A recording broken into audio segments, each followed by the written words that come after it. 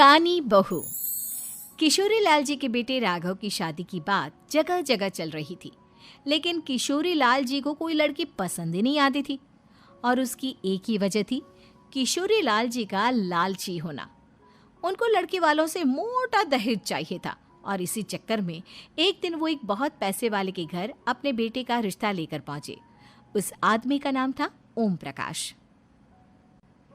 देखिए किशोरी लाल जी, मेरी एक ही बेटी है और मेरी सारी संपत्ति जायदाद सब कुछ मेरी बेटी नैना का ही है। पापा, नाम से लगता है बहुत खूबसूरत होगी। कितना अच्छा नाम है ना, नैना। ओ, वैसे बात तो सही है आपकी। अब इतना पैसा है, जमीन जायदाद है, इकलौती बेटी, आप भी क्या करेंगे? सब कुछ उसे ही देंगे ना। बिल्कुल ठीक पहचाना आपने। बस बेटी की शादी और सारी जायदाद उसके नाम। पापा, बिना देखे हाँ कर दीजिए ना। इतना अच्छा रिश्ता फिर कहाँ मिलेगा? माला माल हो जाएंगे हम। मैं अपनी बेटी को बुलाता हूँ। अरे नहीं नहीं नहीं नहीं, आपकी बेटी का नाम नैना है, सुनकर ही लगता है बहुत सुंदर होगी। रहने दीजिए अंकल, मैं तो आपकी बेटी के नाम से ही इतना खुश हो गया हूँ कि उसे बिना देखे शादी करने को तैयार हूँ। अब तो मैं उसका चेहरा सीधे शादी के बाद ही देखूंगा। और इस तरह राघव नैना का चेहरा नहीं देखता और उससे शादी कर लेता है। शादी के बाद अपनी सुहाग रात पर जब राघव नैना का घूंघट उठाकर देखता है तो नैना की आंखें बंद थी। कितने खूबसूरत हो तुम नैना, जरा अपनी आंखें खोलकर मेरी तरफ देखो तो सही। नहीं, मुझे शर्म आती है। अरे, मैंने तुम्हें शादी से पहले भी नहीं देखा, और अब अगर तुम आंखें खोलकर मुझे देखोगी भी नहीं तो मुझे अच्छा कैसे लगेगा? इससे पहले कि नैना अपनी आंखें खोलकर राघव की तरफ देखती, अचानक से लाइट चली गई और राघव नैना को पूरी तरह से देख भी नहीं पाया। अगली सुबह नैना राघव के लिए नाश्ता बनाकर लेकर आई। अरे ये क्या, आधा पराठा सेका हुआ है और आधा बिल्कुल कच्चा। ये तुमने क्या किया नैना? बहू, तुमने क्या आधा पराठा तवे से नीचे लटका कर रखा था, जो आधा सेका है और आधा कच्चा? मुझे जितना दिखेगा उतना ही तो सीखूंगी ना पापा जी। जहाँ जहाँ मुझे नजर आ रहा था वहाँ मैंने सीख लिया, जहाँ जहाँ नहीं दिखा वहाँ कच्चा रह गया होगा। इसका क्या मतलब है? ये कैसा मजाक कर रही है तुम? अरे बहू, तुमने इतना लंबा घूंघट क्यों लगाया हुआ है? देखो, हमारे घर में बहुओं को बेटी की तरह रखा जाता है, और फिर तुम तो इतना सारा माल लेकर आई हो। देखो, ये घूंघट डालकर रखने की कोई ज़रूरत नहीं है। हाँ नैना, पापा जी ठीक कह रहे हैं, तुम तो आराम से रहो, अपना ही घर समझो। नैना अचानक से अपना घूंघट उठा लेती है। अरे ये क्या पापा, नैना की तो एक आंख फूटी हुई है। नाम से नैना, लेकिन ये तो कानी बहू निकली। मेरे साथ धोखा हुआ है, धोखा। बिना दिखाए अपनी कानी लड़की मेरे संग ब्याह दी। मुझे कानी बीवी नहीं चाहिए।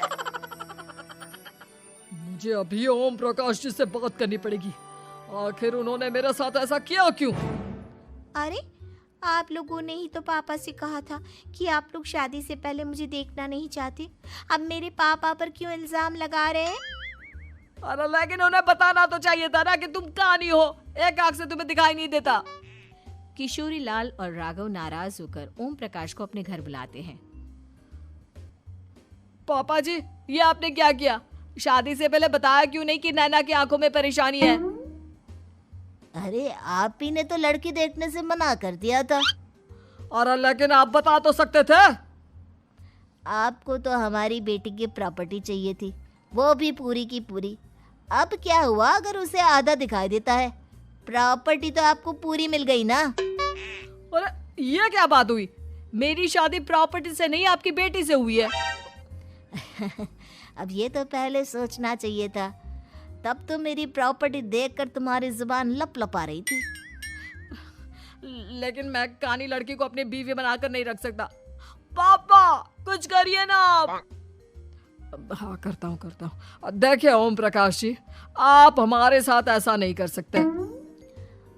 और तुम देखो, अगर तुमने मेरी बेटी से शादी तोड़ी ना, तो जो भी प्रॉपर्टी मैंने तुम्हें दी है वो तो पूरी की पूरी वापस ले ही लूँगा, और आधी प्रॉपर्टी तुम्हारी भी लूँगा। अरे मेरी आधी प्रॉपर्टी भला क्यों लेंगे आप? इसलिए क्योंकि मेरी बेटी को आधा नज़र आता है और उसकी नज़र अभी तक तुम्हारी आधी जायदाद पर ही पड़ी है। अब तुम उसे घर से निकालोगे तो कुछ तो लेकर जाएगी ना। और अगर हम आपकी बेटी को अपने घर की बहू बनाकर रखे तो? तो तुम्हारी पूरी प्रॉपर्टी तुम्हारी ही रहेगी, और जो मैंने तुम्हें दिया है ना, उसमें से बस मैं आधा लेकर जाऊंगा। अरे लेकिन अब आप अपनी दी हुई प्रॉपर्टी में से आधी वापस क्यों लेकर जाएंगे? अगर मैं आपकी बेटी को अपनी पत्नी बनाकर रखने को तैयार हूं तो?